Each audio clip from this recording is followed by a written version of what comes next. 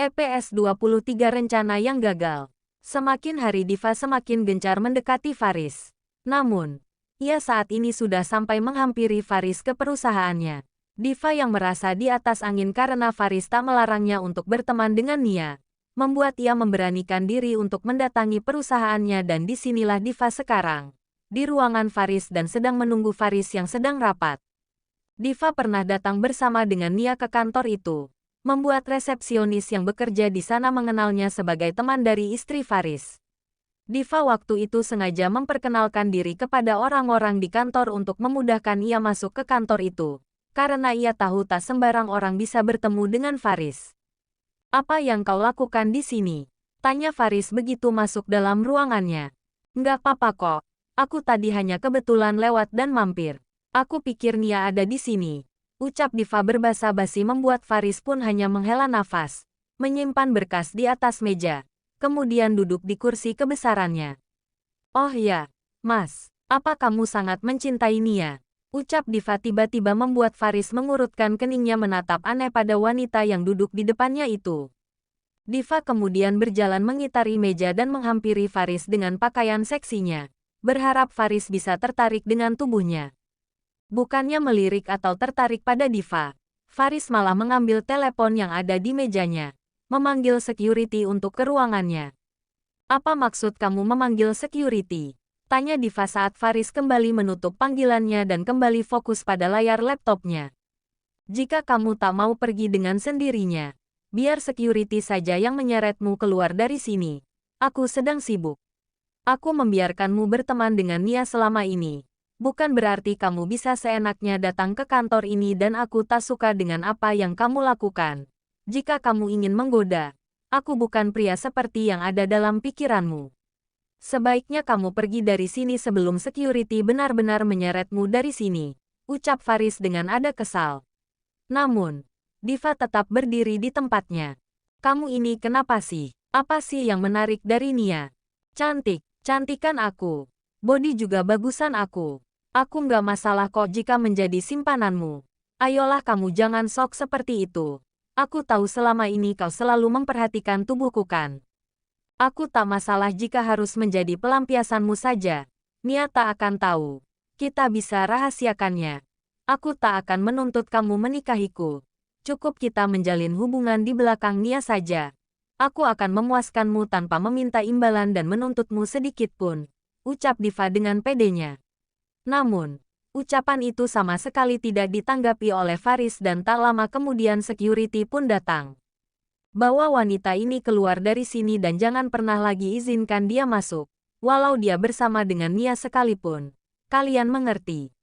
Ucap Faris menatap tajam pada security yang menghadapnya, membuat security tersebut mengangguk patuh dan tahu jika apa yang dikatakan bosnya itu harus dilakukannya. Mereka berdua pun langsung menghampiri Diva dan langsung menyeret Diva keluar. Diva terus berikeras dan mencoba melepaskan diri. Namun, mereka tak mau melepaskannya sampai Diva keluar dari ruangan Faris dan menutup pintunya. "Lepaskan, lepaskan aku bisa pergi sendiri," ucap Diva menggigit tangan kedua security yang memegangnya dan menatap ke arah pintu Faris yang sudah tertutup. Kemudian, ia pun berjalan keluar dengan terus memaki satpam yang juga tak mau pergi darinya. Satpam juga ikut masuk ke dalam lift dan juga mengawasinya. Begitu keluar dari lift, Diva langsung berjalan cepat menuju ke mobilnya sambil terus memaki satpam itu. Namun, saat ia masuk ke dalam mobilnya, seseorang langsung mendorongnya masuk dan orang itu masuk ke dalam mobil Diva. "Apa yang kamu lakukan?" tanya Diva terkejut dan berpindah di jok belakang karena ditarik oleh seseorang yang juga baru masuk dari pintu belakang. Diva bisa melihat mereka semua memakai pakaian serba hitam dan juga memakai masker. Diva yang merasa takut baru ingin berteriak. Namun, seseorang langsung membekap mulutnya dengan sapu tangan yang telah diberi obat bius, membuat Diva langsung pingsan. Mobil pun melajukan meninggalkan kantor Faris membawa Diva yang sedang tak sadarkan diri. "Kami berhasil membawanya, bos.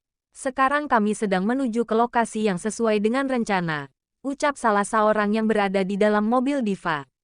"Di mana aku?" gumam Diva saat ia sadar dan melihat jika dirinya berada di sebuah kamar seorang diri, di kamar yang sama sekali tak ia kenal. Diva dengan cepat memeriksa pakaiannya. Ia bernafas lega saat pakaiannya masih utuh melekat pada tubuhnya. Ia pun turun dari tempat tidur mencoba membuka pintu. Namun, pintunya terkunci. Diva mencoba untuk melihat ke jendela. Ia membuka jendela dan melihat jika dia berada di lantai 2. Ia melihat sekelilingnya. Ia sama sekali tak ia kenali. Dia berada di mana saat ini? Semua terlihat asing. Dia tak tahu ada di mana. Tapi yang jelas ia bisa melihat dari jendela kamar itu jika ia saat ini berada di sebuah kamar di rumah berlantai 2 dan terletak di tengah hutan. Tak ada siapapun di sekitar sana. Hai, apa ada orang? Tolong buka pintunya. Siapapun yang mendengarku. Teriak Diva. Namun, setelah menunggu beberapa saat, tak ada sahutan yang menjawab panggilannya. Membuat Diva menjadi cemas dan takut. Ia pun kembali menghampiri pintu. Menggedor-gedor pintunya. Siapapun di luar. Tolong buka pintunya. Aku di mana? Siapa kalian? Ucap Diva terus mencoba membuka pintu. Namun, hasilnya tetap saja ia tak bisa membuka pintu dan tak ada siapapun yang membalas teriakannya.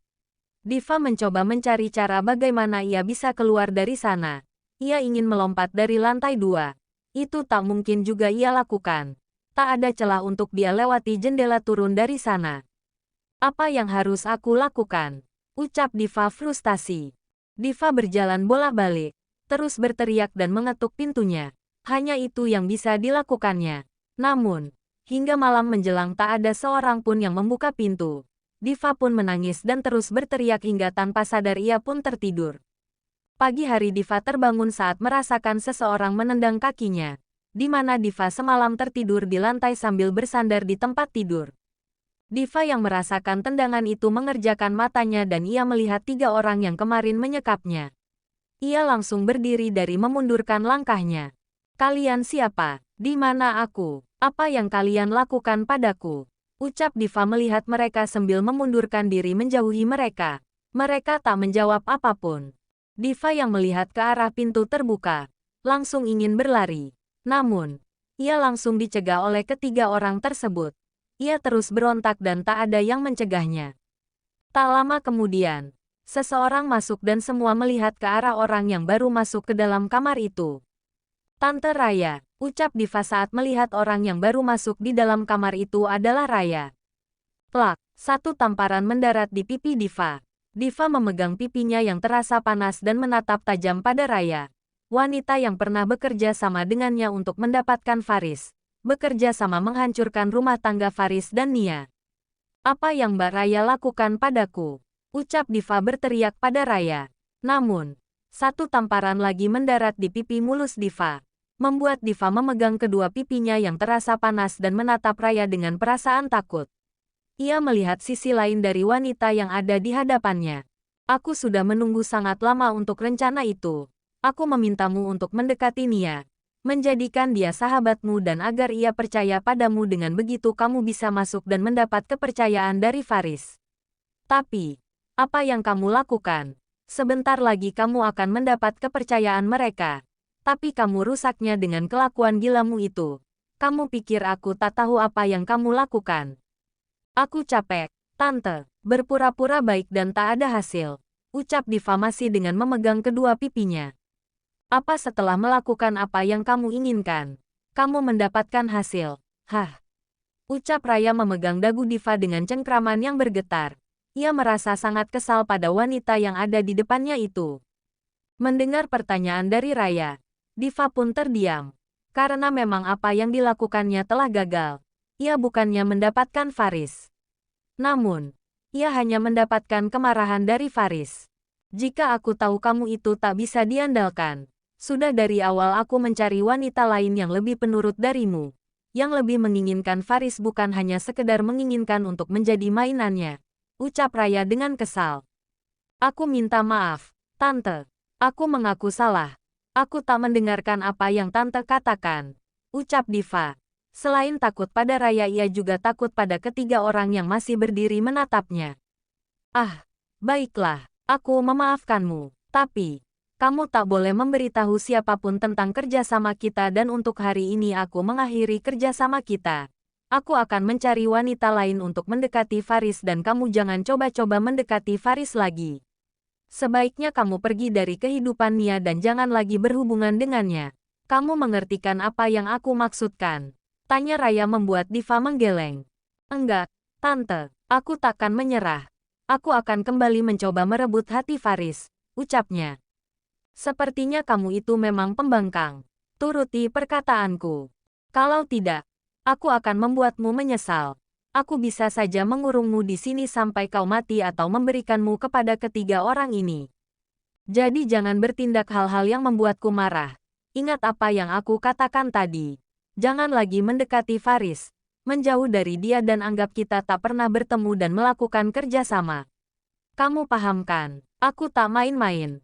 Diva, jika kamu sampai melanggar apa yang aku katakan kali ini, kamu akan menyesal. Ucap Raya kemudian ia pun berlalu dari sana meninggalkan Diva yang masih tertegun di kamar itu. Raya dan juga ketiga anak buahnya pergi dari sana meninggalkan Diva seorang diri. Diva berjalan keluar dan tak melihat siapa-siapa di sana. Ia melihat kunci mobilnya di atas meja yang ada di ruang tengah di lantai bawah. Entah itu rumah milik siapa. Sungguh tak sangat terawat. Seperti rumah itu adalah rumah kosong. Diva pun langsung mengambil kunci mobilnya dan berjalan keluar dan melihat mobilnya terparkir di depan rumah itu. Dengan tangan bergetar Diva masuk ke dalam mobilnya, menyalakan mesin mobil dan meninggalkan rumah itu. Ia melajukan mobilnya dengan sangat kencang. Tak ingin jika ia sampai terkurung lagi di rumah itu apalagi jika berhubungan dengan 3 orang dan juga Raya. Ia sangat menginginkan Faris. Namun, ancaman dari Raya tadi membuatnya takut. Begitu sampai di jalan raya, Diva mengambil ponselnya memblokir nomor Nia. Asteris asteris asteris. Raya tak mau menyerah untuk menghancurkan rumah tangga mereka. Setelah rencananya dan juga Diva gagal, ia mencari wanita lain yang lebih liar dan juga cerdas dari Diva. Kali ini dia akan menggunakan cara licik untuk merusak rumah tangga mereka.